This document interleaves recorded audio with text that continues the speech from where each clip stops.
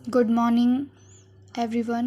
तो आज मैं आपके लिए लेके आई हूँ theory of consumer behaviour in one shot. तो आज हम जल्दी से ही थ्योरी ऑफ कंज्यूमर बिहेवियर को कंप्लीट करेंगे। और अगर आपको ये समझ में आए तो प्लीज़ मेरे चैनल को सब्सक्राइब करें, लाइक करें। तो स्टार्ट करते हैं।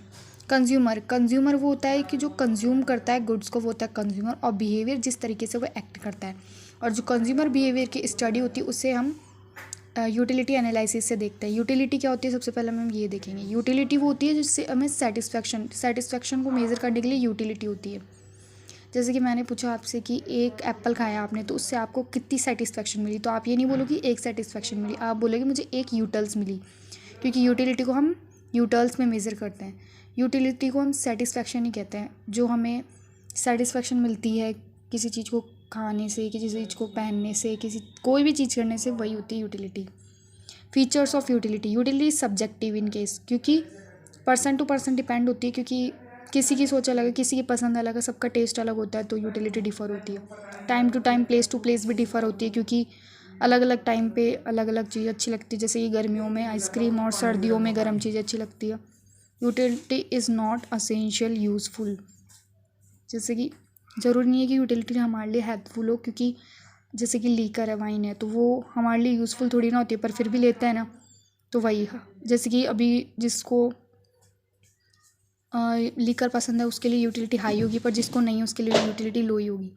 It is independent of morality and it is cause is different from satisfaction. इसका जो कॉज है सेटिस्फैक्शन से डिफरेंट होता है। और ये यूटिल्स मेज़र होती है, मैं आपको बता चुकी हूँ पहले ही। यूटिलिटी अप्रोच क्या होती है? कार्डिनल यूटिलिटी अप्रोच और ऑर्डिनल यूटिलिटी अप्रोच, ये इसके दो टाइप है यूटिलिटी अप्रोच के। इसे हम एनालिसिस भी कह सकते हैं।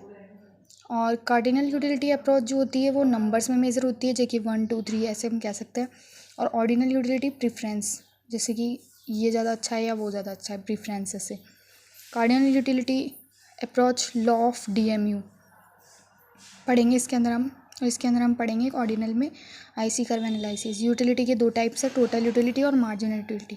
टोटल यूटिलिटी होती है जो यूनिट्स, टोटल यूनिट्स से जो हमें टोटल यूटिलिटी मिली है वही होती है टोटल यूटिलिटी।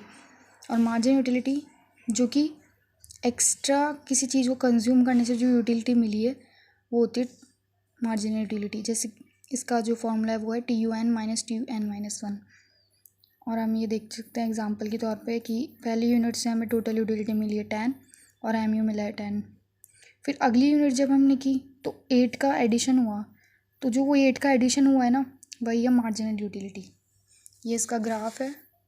जब TU मैक्सिमम पे है तब MU 0 है, और जब TU is increasing at increasing rate, MU is increasing at decreasing rate. और जब TU फॉल हो रहा है तो MU नेगेटिव हो जाता है। अब हम पढ़ेंगे cardinal utility, law of DMU। इसके अंदर हम पढ़ेंगे law of DMU। Law of DMU वो होता है कि जब भी हम कोई एक ही चीज़ को हम बार बार खाते हैं तो उससे मिलने वाली जो हमें यूटिलिटी है, अगली यूटिलिटी जो मिल रही है हमें उससे वो कम होती जाएगी। जैसे कि हम एक ही सेब को अगर 10 बार खाएंगे तो पहली बार में जो हमें यूटिलिटी मिली है वो अगली वाली में नहीं मिलेगी, उससे कम होती जाएगी। वही होती है, यही लॉ कहता है, इसका लॉ ऑफ DMU का यही लॉ है सिंपल वर्ड्स में। तो अजम्पशन इसकी है कि कार्डिनल यूटिलिटी मेजर होता है जैसे कि 1 2 3 में नंबर्स में। इनकम इसमें कांस्टेंट रहेगी। Independent utility, no change in quantity quality, continuous consumption, price remains constant, and rational consumer and consumption at reasonable quantity. Consumption at reasonable quantity का मतलब है कि जैसे कि एक स्पून ऑफ मिल्क नहीं, एक glass of milk. And rational consumer मतलब रेशनल होना चाहिए कंज्यूमर में, पूरी नॉलेज होनी चाहिए उसमें, पागल वागल नहीं होना चाहिए। Price remains constant, price constant रहनी चाहिए, मतलब कि उसकी फिक्स रहनी चाहिए प्राइस। कंजप्शन भी कंटिन्यूसली कर रहा हो, ये नहीं कि आज उसने खाया और फिर कल परसों खा रहा है वही चीज़, तो फिर यूटिलिटी में डिफरेंस आ जाएगा। ये लॉ एक्सेप्टेबल ही नहीं है फिर तो। और क्वालिटी में और क्वांटिटी में चेंज नहीं होना चाहिए। जैसे कि देख सकते हैं हम एक्सप्लेनेशन ऑफ लॉ में, पहली क्वांटिटी से 3 यूटिल्स मिला, दूसरी से 2, फिर 1, फिर 0 और फिर माइनस में चली गई।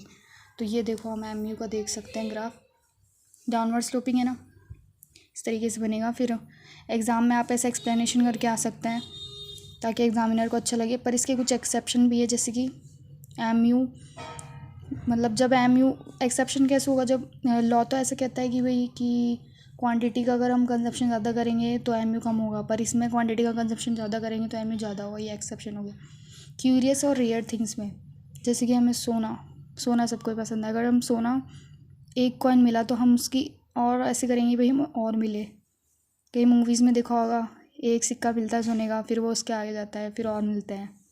वही माइजर्स, दे डिज़ायर ऑफ मनी, जो कंजूस लोग होते हैं उनकी तो कंजूसपन जो होता है वो बढ़ता ही जाता है, वो कभी दयावान नहीं, मतलब वो नहीं हो सकते दिलदार।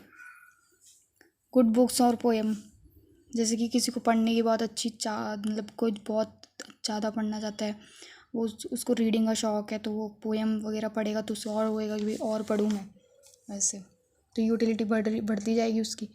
ड्रंकर्स, नशा तो पता ही होगा आपको कि जितना आदमी नशा करेगा तो वो एक पैक लगाएगा, फिर दूसरा, फिर तीसरा, फिर लगाता ही जाएगा। इनिशियल यूनिट, कोई चीज़ को हम पहली बार करते हैं तो हमारा मन करता है हम उसे एक बार और करें, तो ये हमारा हो गया। अब हम पढ़ेंगे कंज्यूमर इक्विलिब्रियम। कार्डिनल एनालिसिस में पढ़ेंगे consumer equilibrium. One commodity case, it is a situation when consumer maximum satisfaction out of his और हर लिमिटेड इनकम। जैसे कि मान लो आपको 1 रुपये में 1 किलो दूध मिल गया, तो आपका इक्विलिब्रियम है ना उसमें, पर ऐसा कभी होता नहीं है। तो जब इक्विलिब्रियम का मतलब है कि जब आप सेटिस्फाई हो, हाँ भाई मुझे महंगा नहीं मिला ये, और आप उससे मूव नहीं करना चाहते, उस टेंडेंसी से आप वहीं रहना चाहते हो, भाई हाँ इतने का ही मिले मुझे। असम्पशन देखते हैं इसकी, कंज्यूमर पागल नहीं होना चाहिए, रेशनल होना चाहिए। कार्डिनल यूटिलिटी वही लॉ ऑफ डीएमयू वाली है पूरी assumption. Income constant, price constant, ME of money constant, taste constant, perfect knowledge.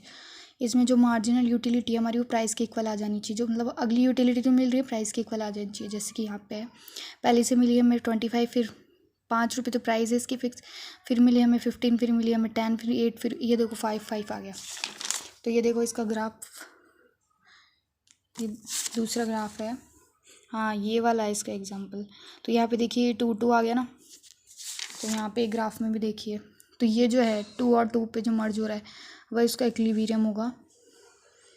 और सेकंड कमोडिटी केस, पहला जो वो गॉसन्स लॉ भी कहलाता है, फर्स्ट कमोडिटी केस, और ये सेकंड कमोडिटी केस है law of equi marginal utility. इसमें क्या होता है, एम ई ऑफ एक्स और पी एक्स अपॉन और M E of Y upon P Y equals to M E of money expenditure equals to 1 होता है, पर यहाँ पे लिखा हुआ नहीं है।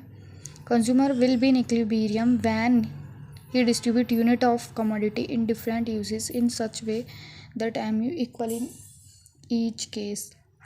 इसमें हम mu जो है वो दोनों का बराबर आना चाहिए, मार्जिनल यूटिलिटी जो है वो x की और y की बराबर आनी चाहिए, मतलब ये जो दे रखा है ये परफेक्ट हो जाना चाहिए ये, तो तब ये लॉ इक्वी मार्जिनल यूटिलिटी कहलाएगा, तब ये लॉ मतलब एक्सेप्टेबल होगा।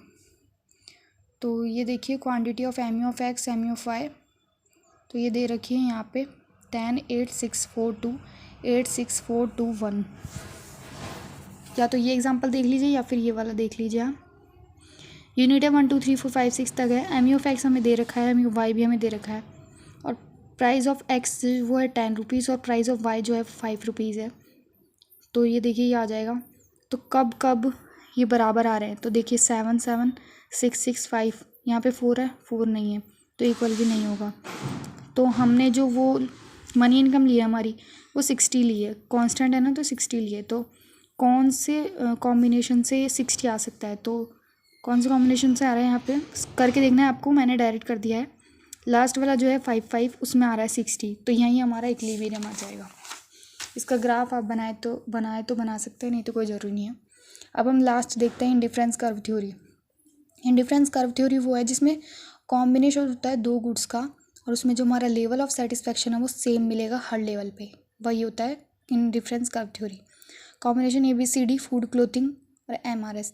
फूड, ये हमने एक और फूड को लेने के लिए क्लोथ कितने सेक्रीफाइस किए, 3, 2 से 3 पे जाने के लिए हमने कितने सेक्रीफाइस किए, 2, और 3 से 4 के लिए 1। तो MRS क्या है, delta sacrifice upon delta gain, कितना आपने सेक्रीफाइस किया किसी चीज़ को पाने के लिए, वही है MRS, marginal rate of substitution. तो ये ग्राफ देखिए इसका IC curve graphically represent different commodity of consumption of two goods give same level of satisfaction. ये इसका ग्राफ है, पर ये ऐसे कॉन्वेक्स टू इट्स ओरिजिन होगी, वैसे ये ऐसे बनेगा। अजम्पशन देखिए इसकी रेशनल कंज्यूमर होना चाहिए, ऑर्डिनल यूटिलिटी होनी चाहिए, non satiety diminishing marginal rate of substitution, वही पहले वाली अजम्पशन आ गई। प्रॉपर्टीज़ आईसी की, higher level of IC gives higher, जैसे कि हम ज़्यादा आईसी पे ऊपर जाएंगे तो उससे हमें सेटिस्फेक्शन भी ज़्यादा मिलेगी। डाउनवर्ड स्लोपिंग क्यों है, क्योंकि एमआरएस इसमें डिमिनिशिंग है। IC is convex to its origin, convex क्यों है, क्योंकि एमआरएस डिमिनिशिंग है।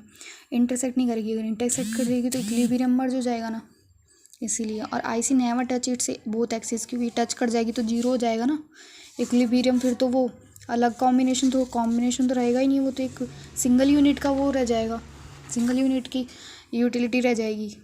तो थैंक यू। अगर आप लोगों को समझ में आया तो सब्सक्राइब करिए, लाइक करिए, कमेंट करिए और शेयर करिए। Thank you so much.